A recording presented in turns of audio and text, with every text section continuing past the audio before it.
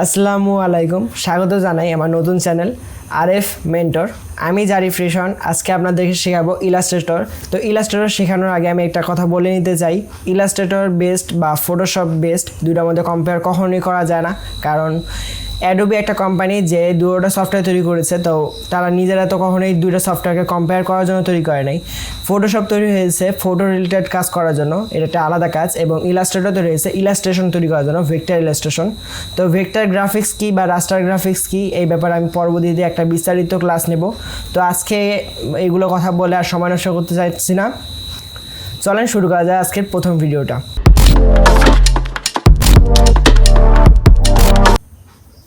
চলুন তাহলে আজকে ক্লাসটা শুরু করা যাক। প্রথমে আমরা ইলাস্ট্রেটরে চলে আসব। ইলাস্ট্রেটরে চলে আসার পর পেজ নিতে হবে। তো পেজ নেওয়ার জন্য যেটা করতে হবে, হোম মেনু থেকে আপনার হোম মেনুতে কয়েক সময় আপনারা নিউ ফাইল নামে একটা অপশন পাবেন। যদি না পান তাহলে ফাইল থেকে নিতে যাওয়ার পর আপনি যে কোনো একটা পেজ নেবেন। আপাতত পেজ নিয়ে কোনো কথা বলবো না, পেজ আপনারা অনেক ধরনের পেজ নিতে পারেন। পেজ নিয়ে একটা বিস্তারিত ক্লাস নেওয়া আমার মনে হয় প্রয়োজন। আপাতত কঠিন না করি, সহজভাবে শেখানোর জন্য যে কোনো একটা পেজ নিয়ে আমি তাতে ল্যান্ডস্কেপ বা পোর্ট্রেট ব্যাপারে একটু বলি। তো আপনার পেজটাকে কীভাবে রাখতে চান, মানে পোর্ট্রেট মানে লম্বালম্বি রাখতে চান নাকি আড়াআড়ি রাখতে চান, আপনি সিলেক্ট করবেন। আমি ল্যান্ডস্কেপে রাখলাম। ল্যান্ডস্কেপে রাখার পর আমি আর্টবোর্ড মানে আর্টবোর্ডের ব্যাপারে যখন আসছে তখন আমি একটু বলে নিই। ইলাস্ট্রেটরে যে পেজটা হয় তাকে পেজ বলা হয় না, আর্টবোর্ড বলা হয়। তো আর্টবোর্ড আপনি কয়টা আর্টবোর্ড নিয়ে কাজ করতে চান সেটা আপনাদের বলে দিতে হবে। আপাতত আমি একটা আর্টবোর্ড নিয়েই কাজ করবো। আপনারা যদি চান 10টা আর্টবোর্ড নিয়ে কাজ করতে, আপনি সিম্পলি 10 লিখে দেবেন, 10টা আর্টবোর্ড হয়ে যাবে। তো আমি এটাকে সিম্পলি একটা আর্টবোর্ড নিয়ে কাজ করব। দেন ক্রিয়েট করার পরে আমার কাছে বেশ কিছু অপশন আসছে, যেমন হচ্ছে টুল বার, দেন মেনু বার, দেন হচ্ছে কিছু প্যালেট। তো আপনাদের আজকে শেখাবো হচ্ছে সিলেকশন টুলের কাজ। তো সিলেকশন টুলের কাজ করার আগে আমার বেশ কিছু শেপ বা বেশ কিছু আইটেম দরকার যেগুলোতে আমি সিলেকশন করব। তো আমি শেপের কাজটা আপনাদের আজকে দেখাই দেবো টুকটাক। তো প্রথমে শেপের ভিতরে যে আমি ক্লিক করে হোল্ড করি, তো ক্লিক অ্যান্ড হোল্ড মানে আমি লেফট ক্লিক করে রেখে দিচ্ছি আর কি, হোল্ড করে রাখছি। দেন হচ্ছে আমি দেখেন অনেকগুলা শেপ আমার কাছে অপশন চলে আসছে। তো আমার বারবার যদি আমি সিলেকশন টুলে যাই বা অন্য টুলে চলে যাই, আমার হাইড হয়ে যাচ্ছে। তো আমি এই জিনিসটাকে মেক ইট সিম্পল এবং কাছে নিয়ে আসি আপনাদের কাজের সুবিধার জন্য। তো আমি যদি রাইট ক্লিক করি, আমার কাছে অপশনগুলো আসলো। আমি আপনাদের একটু জুম করে দেখাই। এই যে এখানে দেখতে পাচ্ছেন যে একটা ত্রিভুজ আকৃতির একটা অপশন আছে, এখানে যদি ক্লিক করেন তাহলে আমার সকল প্রকার শেপ যে কটা আপনাদের প্রিসেট থাকে ইলাস্ট্রেটরে সেগুলো আমার চোখের সামনে চলে আসছে। যেমন হচ্ছে রেক্ট্যাঙ্গুলার, রাউন্ডেড রেক্ট্যাঙ্গুলার, পর ellipse tool, polygon tool, star tool and flare tool. তো আজকে আমি কয়েকটা শেপ নিয়ে কাজ করব আপনাদেরকে বোঝানোর জন্য। তো রেক্ট্যাঙ্গেল টুল ইউজ করব। তো নর্মালি একটা রেক্ট্যাঙ্গেল নিলাম। তো আমি দাঁড়ান একটু জুম আউট করে নিই। তো আপনাদের এই রেক্ট্যাঙ্গেল নেওয়ার সময় বা আরেকটা কথা বলতে চাই, কোনো শেপ যদি নিতে চান, যেমন রেক্ট্যাঙ্গেল যদি নিয়ে যদি শিফট ক্লিক করে আপনাদের বাম হাত সবসময় ইউজ হবে। তো কখনো কখনো কন্ট্রোল, কখনো কখনো শিফট, কখনো কখনো অল্টার বা কখনো অন্য কোনো কি আপনাদের সবসময় ইউজ করতে হবে। তো আপনাদের বাম হাতটা সবসময় ইউজ লাগবেই কিবোর্ডের মধ্যে। তো আমরা যদি শিফট ইউজ করে যদি আমরা রেক্ট্যাঙ্গেল নিই তাহলে আমার সবসময় স্কোয়ার হবে। তো আমি স্কোয়ার নিলাম। অ্যান্ড রাউন্ডেড রেক্ট্যাঙ্গেল মানে আপনারা বুঝতে পারতেছেন যে রেক্ট্যাঙ্গেল তো হবে কিন্তু আমার কর্নারগুলো একটু রাউন্ডের আকৃতির হবে। দেন হচ্ছে ইলিপস মানে হচ্ছে অলমোস্ট সার্কেলের মতন, কিন্তু সার্কেল যদি আপনি শিফট ধরে করেন তাহলে পিওর সার্কেল হবে। আর যদি শিফট ছাড়া করেন তাহলে আপনি চাইলে ওভাল, ডিম আকৃতির, যেভাবে খুশি সেভাবে বানাতে পারবেন শিফট ছাড়া ইউজ করলে। তো এখন আমরা একটু সিলেকশন টুলের কাজটা বুঝি। তো সিলেকশন টুলের কাজ হচ্ছে কোনো শেপে মুভ করানোর জন্য ইউজ করা হয়। তার সাথে আপনাদের যদি কর্নার থাকে কোনো শেপের, তো সিলেকশন টুলে যদি কর্নার থাকে তাহলে আমার দেখেন কর্নারে ওখানে আমি একটু জুম করে দেখাবো আপনাদেরকে।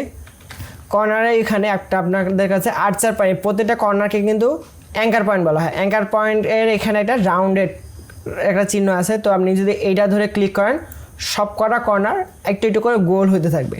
তো আমি সিম্পলি এটাই ইউজ করি, আমি কোনো সময় আর রাউন্ডেড রেক্ট্যাঙ্গেল ইউজ করি না। আমার নর্মাল রেক্ট্যাঙ্গেল আমার কাছেই থাকে, তো নর্মাল রেক্ট্যাঙ্গেল আমি শর্টকাট ইউজ করি, তো এটা ইউজ করে দেন আমি ওটাকে রাউন্ড করে ফেলি, আর আলাদা করে রাউন্ডেড রেক্ট্যাঙ্গেল ইউজ করি না।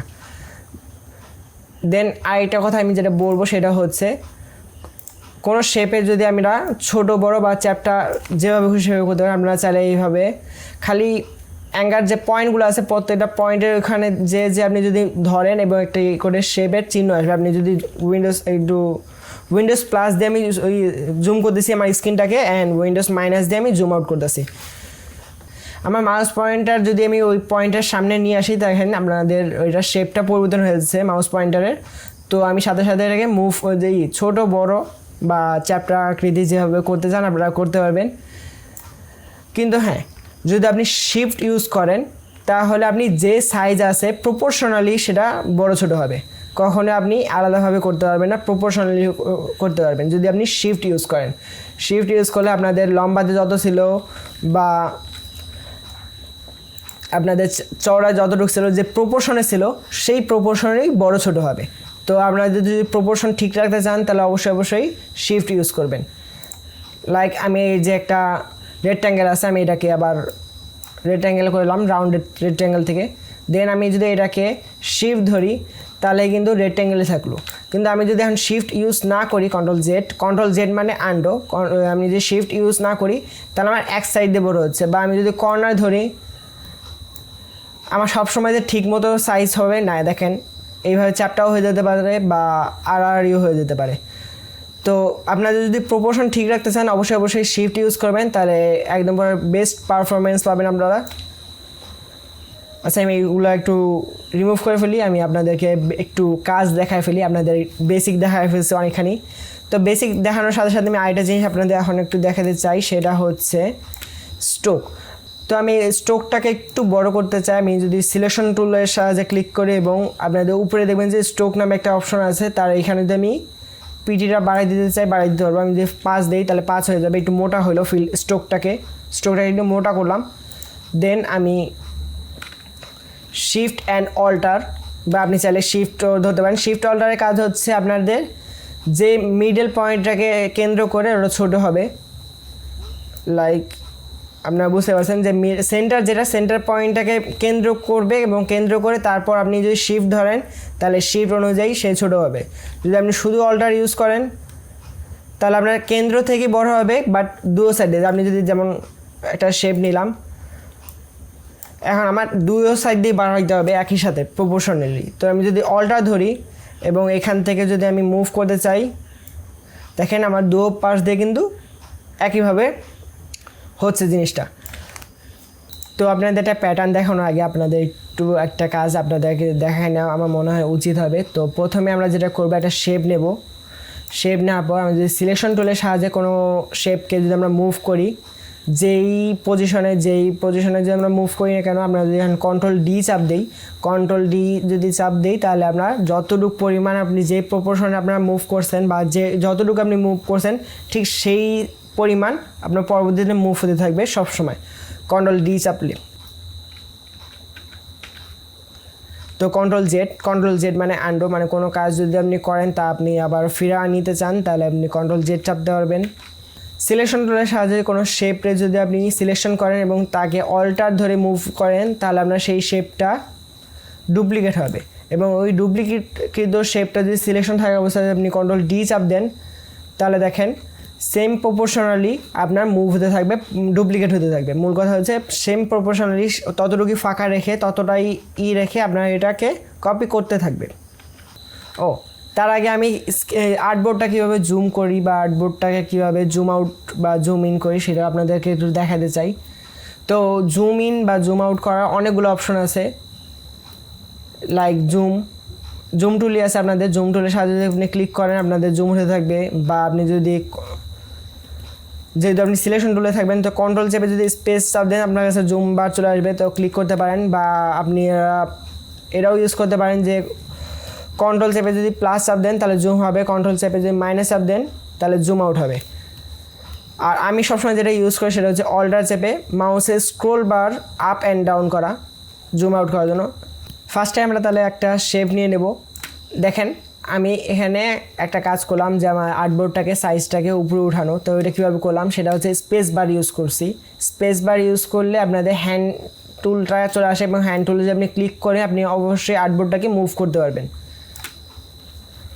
তো আমরা একটা শেপ নিয়ে নেবো, রেক্ট্যাঙ্গেল শেপ নিয়ে নেওয়ার পর আমি যদি দেখে শিফট ধরে ড্র্যাগ করি, দেন হচ্ছে সিলেকশন টুলের সাহায্যে অল্টার ধরে যদি আমি নিচের দিকে ড্র্যাগ করি এবং শিফট ধরি, শিফট অবশ্যই ধরবেন, শিফট যদি না ধরেন তাহলে আপনার এখানে অ্যাঙ্গেল চেঞ্জ হতে পারে। আপনি যদি শিফট ধরেন তাহলে আপনার 90 ডিগ্রি বা 45 ডিগ্রি বা 90 ডিগ্রি মুভ করবে শিফট ধরলে, তাহলে আমার প্রপোর্শনটা একদম পুরো পারফেক্ট হবে, আপনি চাইলেই একটু লড়বে না।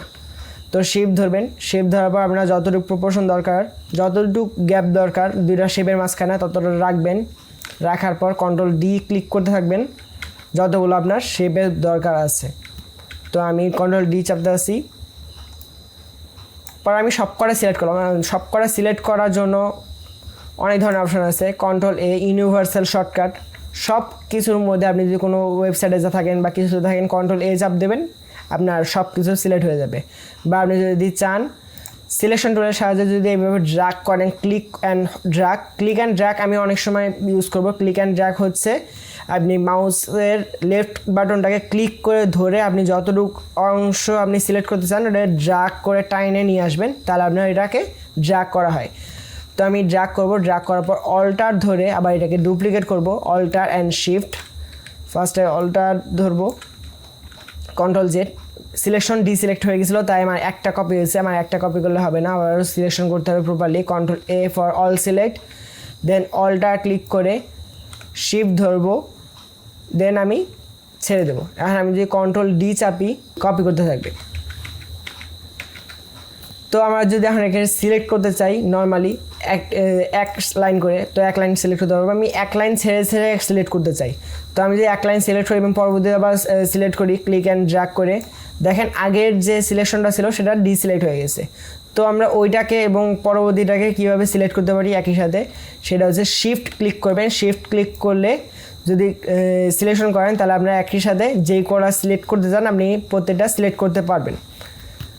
আমি একটা ছেড়ে ছেড়ে একটা সিলেকশন করতেছি, দেন আমি ডিলিট ক্লিক করলাম। তো তার সাথে আমি আরেকটা কাজ করি, let's see polygon tool use করি। পলিগন টুল ইউজ করে আমি নর্মালি একটা শেপ নেব।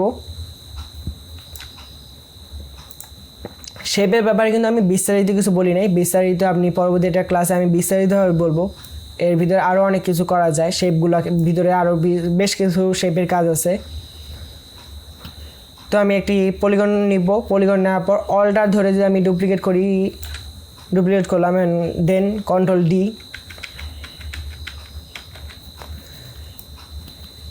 ক্লিক অ্যান্ড ড্র্যাগ করে সিলেকশন করলাম সবকটা এবং অল্টার ধরে আমি এটাকে শিফট ধরবো না, শিফট না ধরে আমি প্রপোর্শনটা একটু উপরে উঠাই দেবো। দেন আমি ফুললি সিলেক্ট করব, সিলেক্ট করে এবার আমি অল্টার ধরবো অ্যান্ড এখন শিফট ধরবো যেহেতু আমার পরবর্তী প্যাটার্নটা সেম থাকবে। দেন কন্ট্রোল ডি। তো দেখতে পাচ্ছেন একটা মৌমাছির চাক যারা বলে আমরা, মৌমাছির যে বাসা তার মধ্যে একটা প্যাটার্ন তৈরি করে ফেললাম।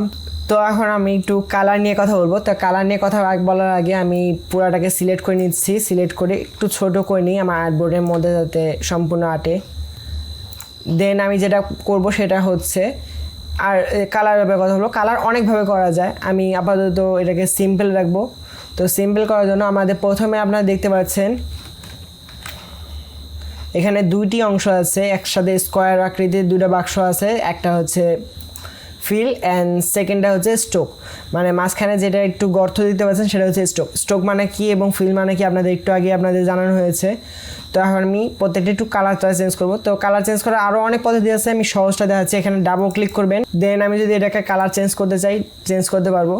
চেঞ্জ করার পর ওকে অ্যান্ড ফিল কালারের মধ্যে ক্লিক করে যদি ফিলে ডাবল ক্লিক করি, দেন আমি এটাকে আরেকটু হালকা কালার দিতে চাই, দিলাম।